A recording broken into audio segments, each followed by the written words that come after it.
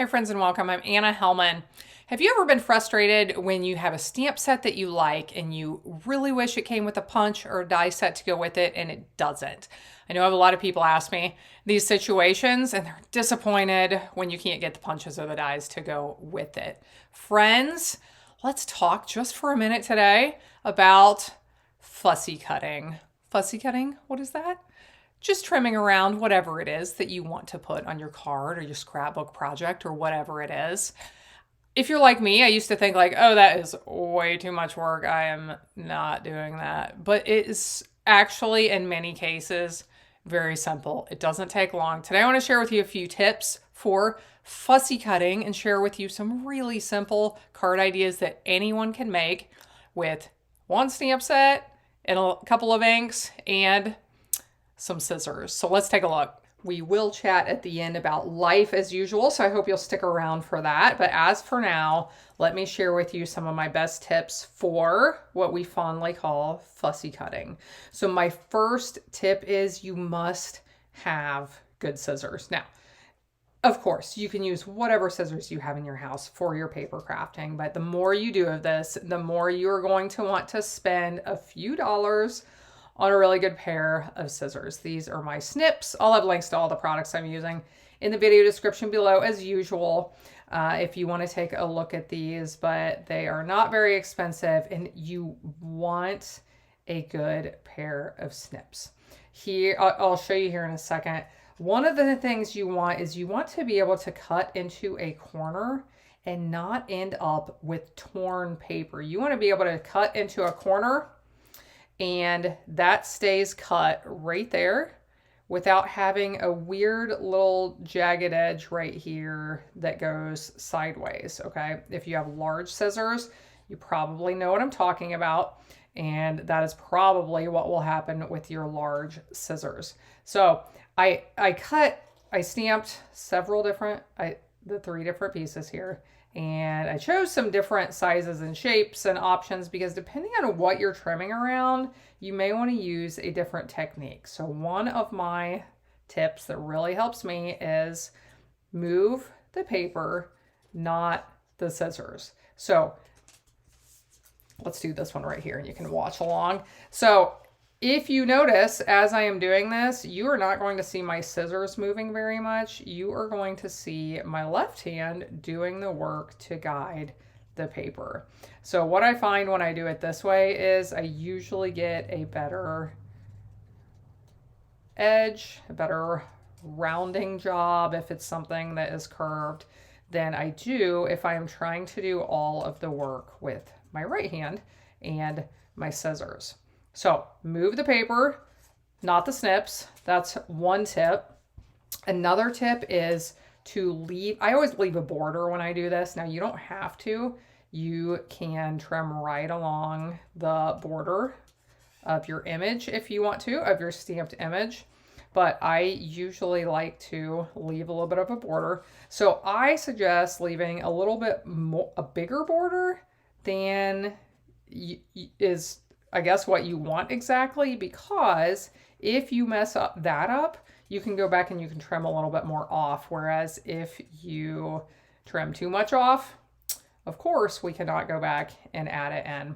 So here's a good example of a place with the corners to cut in both ways. And this is where those good snips that are not going to tear your paper down in your corner make such a big difference. If you can cut in, get that nice edge.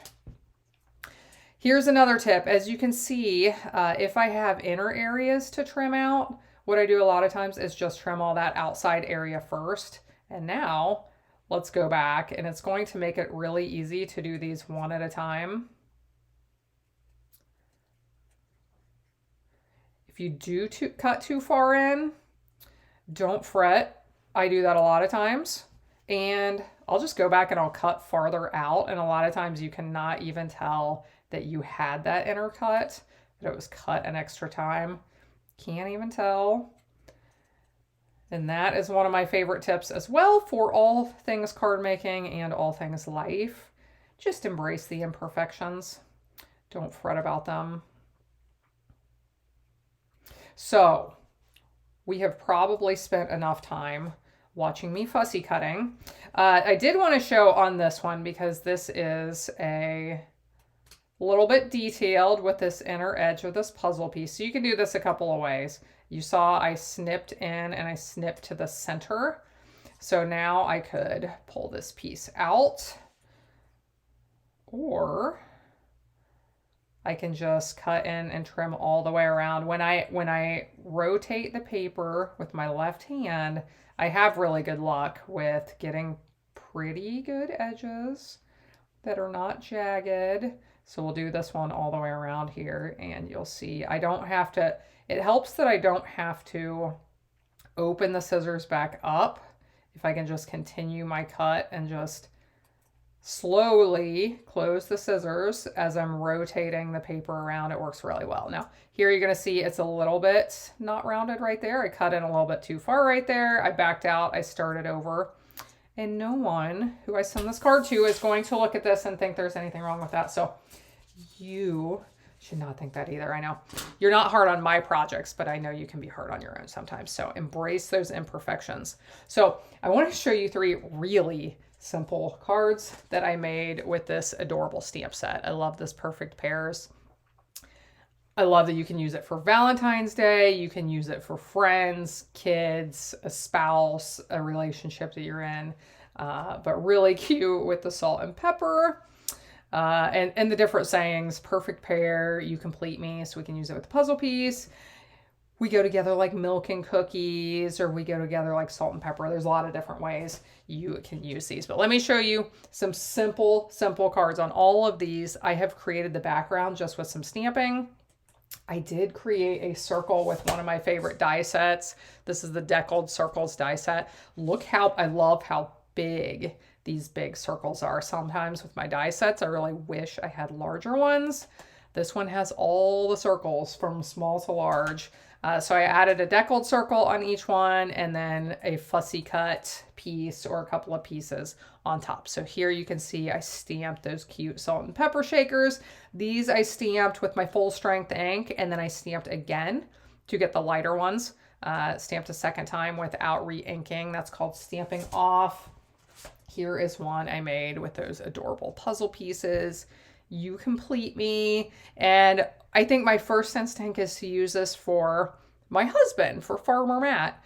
But I think we can definitely use these for friends, children, sisters, you know, other people who are really important in our life as well. But you can see I stamped that puzzle piece all over the background in the different colors. There was no rhyme or reason to where I put my colors. I just kind of spread the colors out. You can see I didn't worry about trying to get those puzzle pieces to fit together perfectly. I don't think it does fit together perfectly.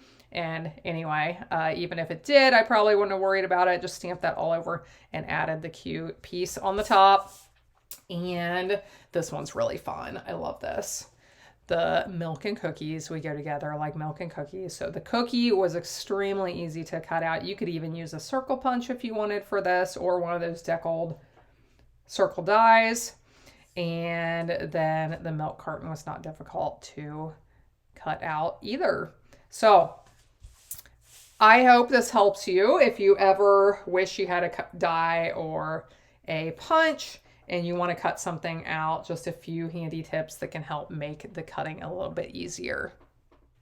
Have you ever been going through a hard time in your life and you become aware of how few people have checked in on you, or you become disappointed or sad that a certain person has not checked in with you, or called, or said they care, or hey, I'm thinking about you, or I'm praying for you, or any of the things? Have you ever been at that place in life? I know I have. But today I don't want to talk about me and me being sad and you being sad and what we do in that. What I want to use this as an example of is how many other people are out there thinking that right now.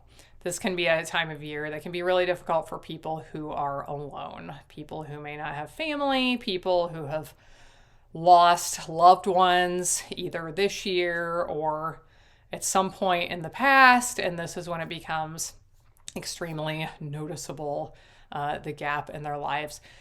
There are so many people who are out there and hurting. I talked to somebody the other day who does not live close to me, but she is older and said that no one really comes to visit anymore. And that just makes me so sad. Now, these can be people who are close to us. Just start thinking. Think about neighbors. Think about people that you used to see anywhere, at church or at sports games or wherever you go. People you used to see that just haven't been coming around lately. Think about people who have lost loved ones. Think about people who are older. Think about people who have had family situations or gone through a divorce or had a sick child or gone through illness recently.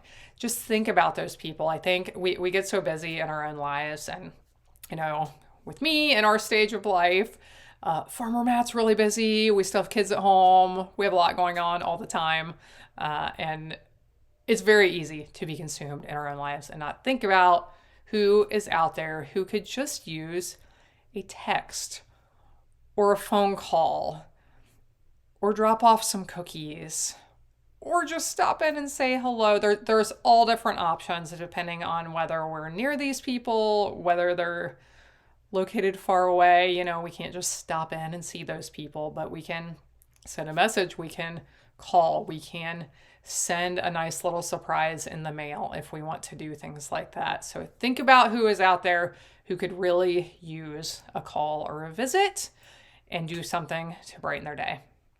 Thank you so much for being here. I hope you'll be back again next time when I'll be here helping you to hand make with love.